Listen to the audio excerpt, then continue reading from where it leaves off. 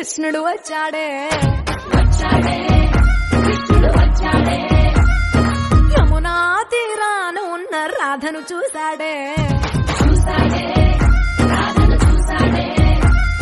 ఫ్రూటులేని గోపాలుడే సుట్టు వేసే భూపాలుడే